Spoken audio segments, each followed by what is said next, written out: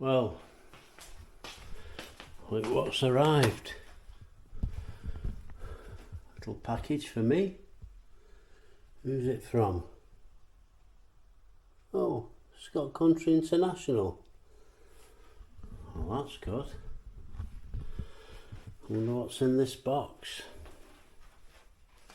Shall we take a peek? Okay. Here we go. Just putting you on my bipod. Right, summing it up. Let's have a look. Let's get a wee knife. Be careful opening it.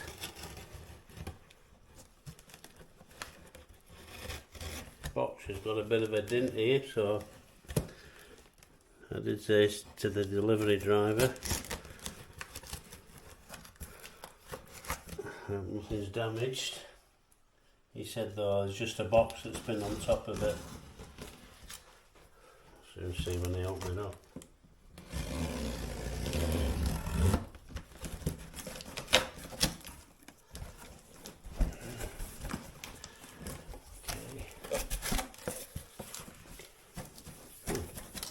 Good packing in it,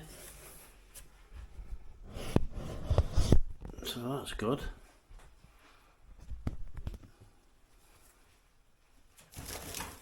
Lots of cardboard, good for recycling. But what I will do is I'll use that on my fire starter. Oh my word. Of this box, shall we?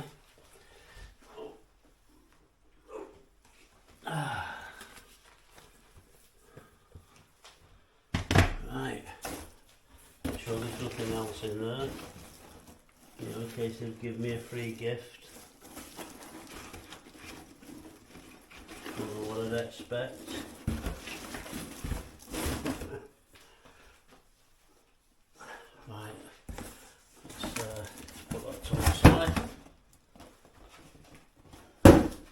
That's good.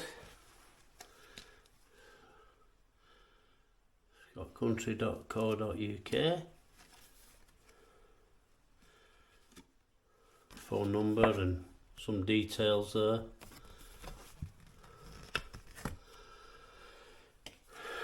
Okay. Dispatch note.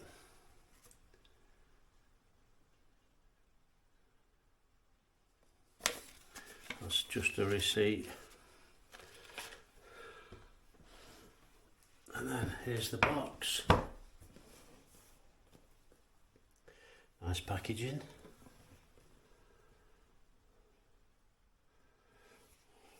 Right, what you get in it?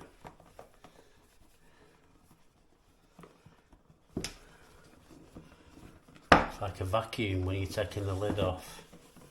There we are. Nice neoprene cover. I like that idea. All scopes should have that. You get a nice fit just to protect your scope from any little scratches, you know, when you're sliding it in and out of your gun case, back of your truck, like I do when I drive on the fields. Just slide my rifle out, put it on my bonnet, get set up before I start calling or looking. So that's handy. Plus if you were stalking and it's raining, you could have that just over your scope while you're walking through some woods, you know, you get the pine needles falling everywhere, you don't want them stuck to your lens or out, so that's good. And we will be able to start with digital scope soon, the law's changing, so that's a great idea. Put that there. User manual.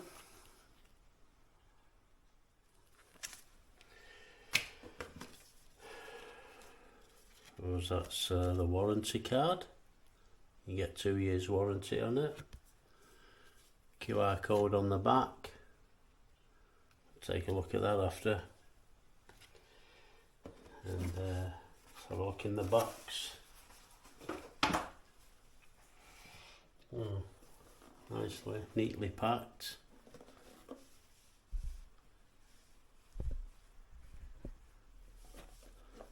There. Nice and neat.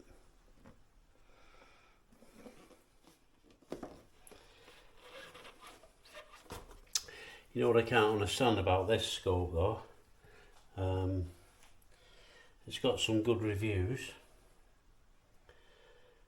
but you know, when you look on the site, you've got the Alpex, the Pulsar C50, they've got like 5 stars highlighted, but yet when you look at the pad, there's no stars highlighted. Yet this is the one that seems to sell out, and you have to wait for, like I've had to wait, you know, a few weeks, nearly a month. So I don't understand that bit.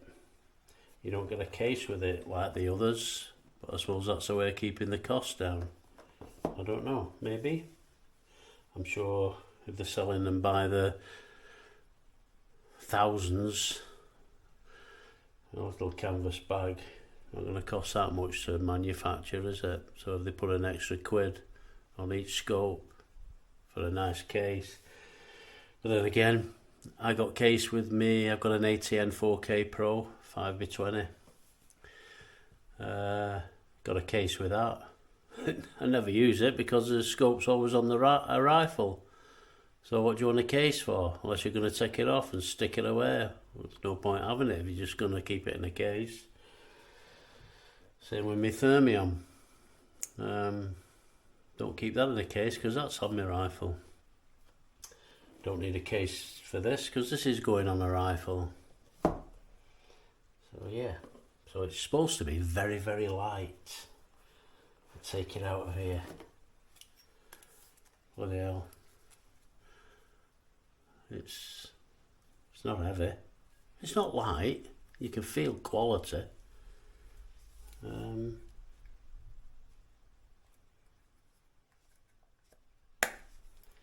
I thought it was a 50mm lens, but it can't be. Must be a 35mm lens, hence the 35. Plastic cover on the eyepiece there. Keep that on for now. I can feel the buttons alright with my fingers, so I'll feel them in the dark. Just need to get used to them. So I use my thermal mostly these days. Batteries in there. Yeah, the Star Trek on this bit. Yeah. Does look weird, but it's made well. Robust. Like any scope, you don't want to bang it anyway, so just got to be careful what you do. Just I'm wondering how you use that aperture on the ring here. Don't know. It's stiff. Yeah. But it's brand new in it, so it's going to be stiff. Right, I'll just put that back a sec. Get a rubber eye cup, which is threaded.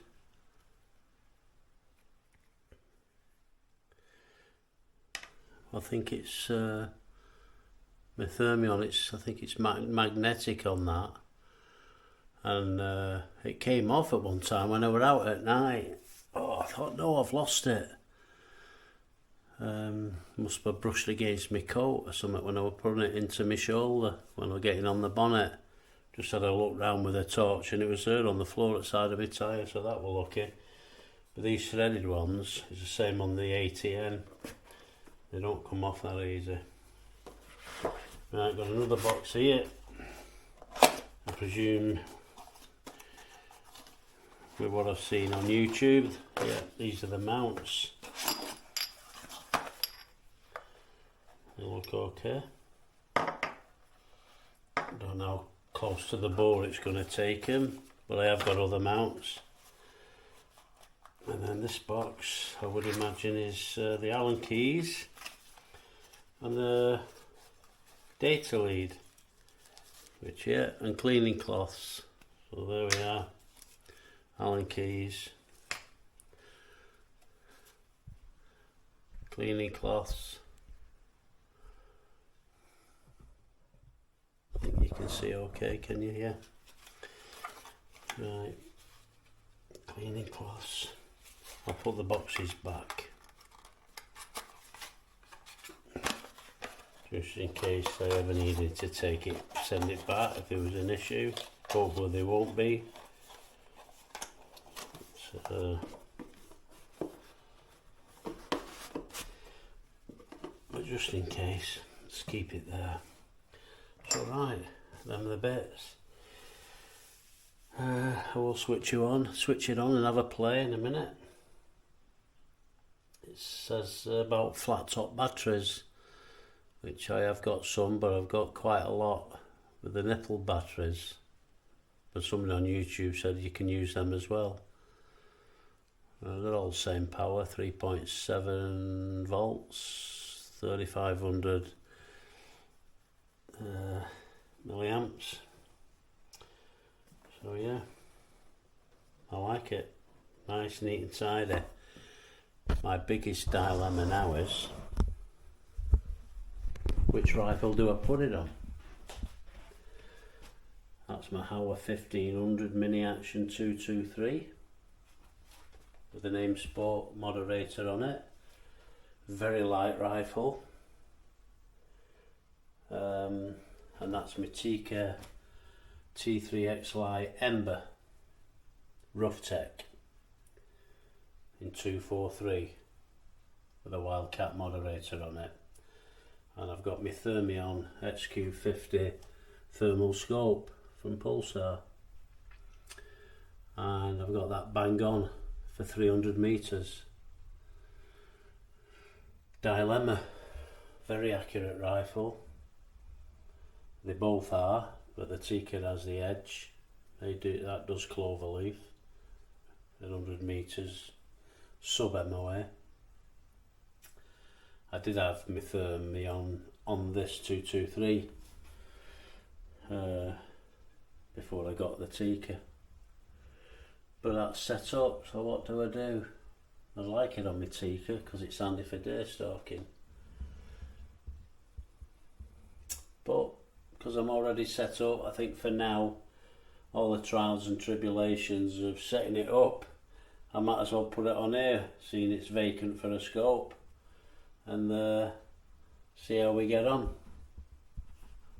Okay, need to see what these rings look like. I've got some others on my optoscope that are lower profile, as long as the bell housing of the pad DS35 doesn't touch anything here, it'll be good to go.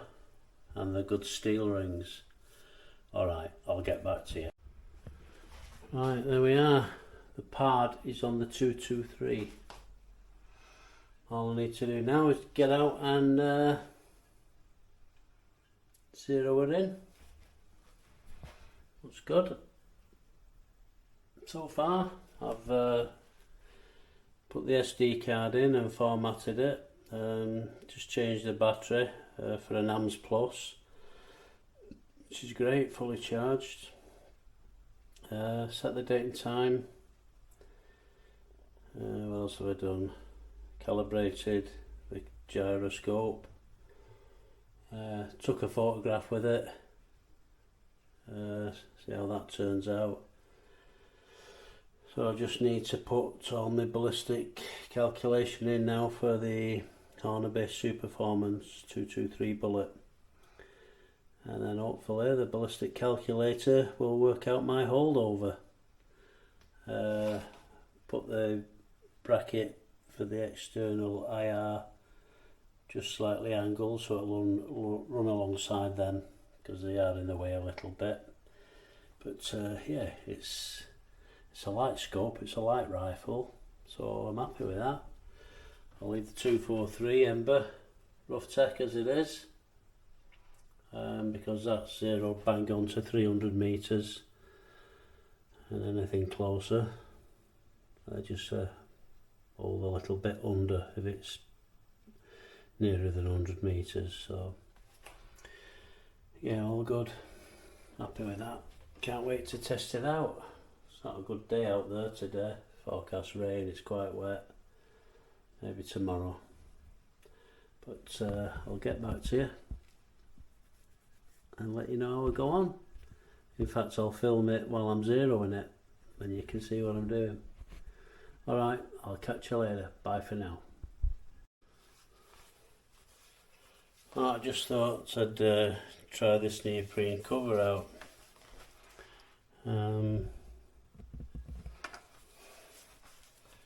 Presume you slide it over it all. It's not really going to the end of the lens, and it doesn't come back to the scope with the rubber eyepiece on. If I unscrew that, leave that off there for now, it still doesn't come back. So how are you supposed to fit this on? Do you just put it on the rangefinder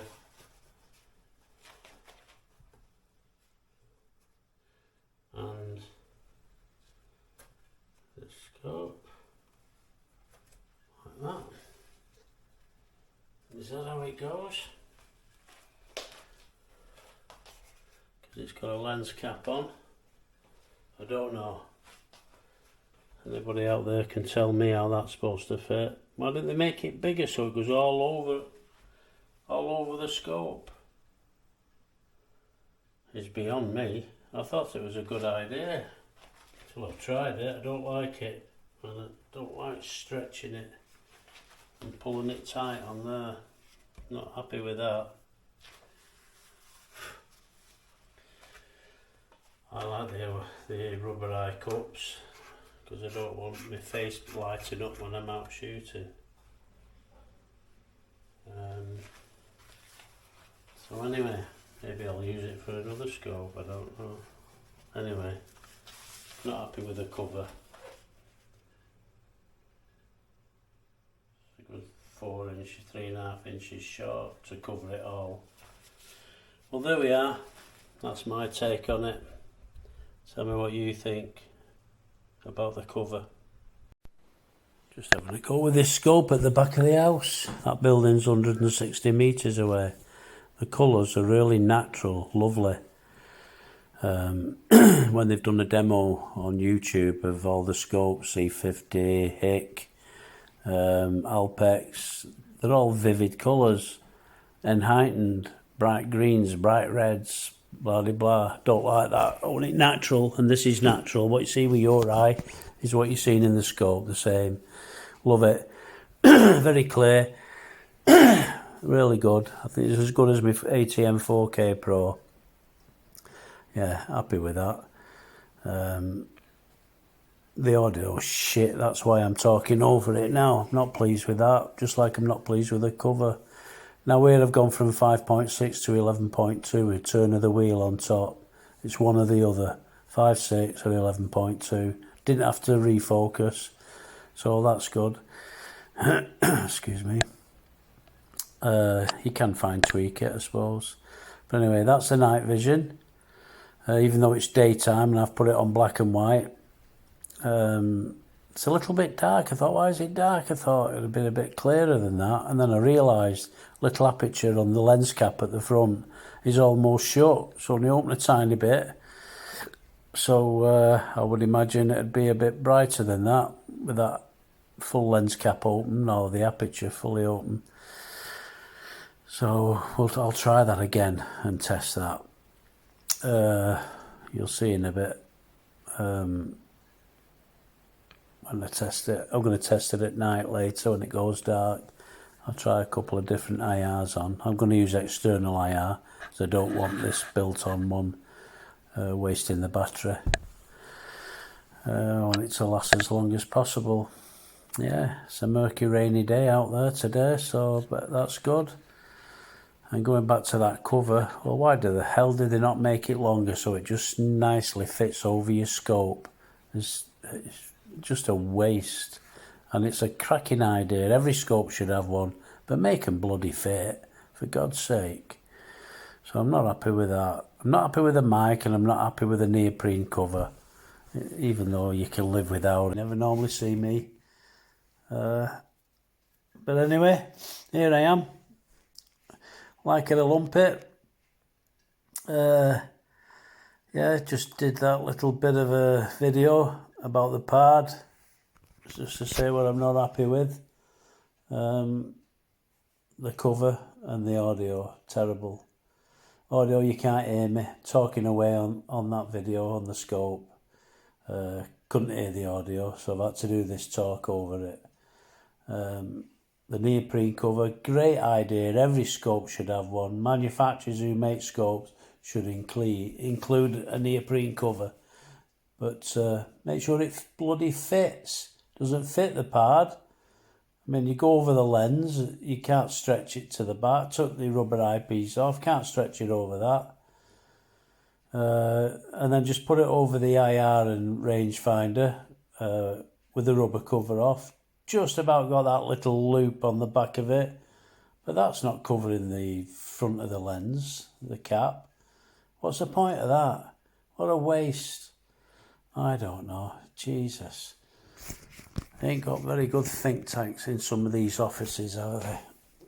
They should have shooters and hunters who know what they want, and consult them when you're going to decide to put a neoprene cover for a scope. Let them tell you what it should do and what's needed. Anyway, so all this is part one. I've got to test the night vision capabilities of it. I might do it tonight because it's raining. I can't go out, so I can't zero it yet. I've got a PBRX infrared torch. I've got a Ward, which is very similar to the PBIR. I've got a Coyote Cannon, so I'll try that on it. And I've got, do you remember the Dragonfly IR? Absolutely awesome piece of kit at the time. Well, I've got one that's been converted to a 940 pill in it. I use it on my Photon RT, on my air rifle for ratting. Absolutely brilliant it is. So I'll try that on it. And I'll try the built-in one, which is the new LED one. Supposed to reach out to 350 metres. So we'll see. And I'll do a demo on that in part 2. And hopefully part 3 I'll be zeroing it in and doing the ballistic calculator. Excuse me, seeing if that works. So watch this space. So this is part 1. Part 2 will come with the IRs testing, and part 3 zeroing and testing the ballistic calculator out. So that'll be interesting. I want to get it right first time, because at 40 quid a box for 20 bullets, £2 a shot. Jesus, that's expensive. They're ripping us off. Yeah, what a bunch of tunts. I was going to swear, but I don't swear. I was going to say it pisses me off, but I won't say that. Anyway, thank you for all you people that watch my channel. I've got nearly 450 subscribers. It's not a great lot, but it's more than I ever expected. I wish you'd all give me a thumbs up when you watch it. Give me a like and a share. Let my channel grow, because put a lot of time and effort into what I do. I know I'm not good at it, but I hope to get better. Use my drone maybe and get some footage of different places I go in the day. What else were I going to say? Yeah, I'm not making money out of it, but it cost me a lot of money to do it, in bullets and fuel and my time, night time, daytime. I enjoy it, and I hope you enjoy it. It's different. There's lots of different stuff on. It might bore some. You just want to get down to the nitty-gritty of shooting. But I like varied things. Maybe I should change the name of the channels to something with adventure in it, because it's all kinds of things, like the duck's penis. Do you remember that? 27,000 views, something like that. didn't mean to do it. I was just plucking a duck, and there it was, staring me in the face. I was quite embarrassed, really. But anyway, that's enough waffling for me. This is part 1. Part 2 to come, and then there'll be a part 3. And stay tuned. All right, catch you later. Bye for now.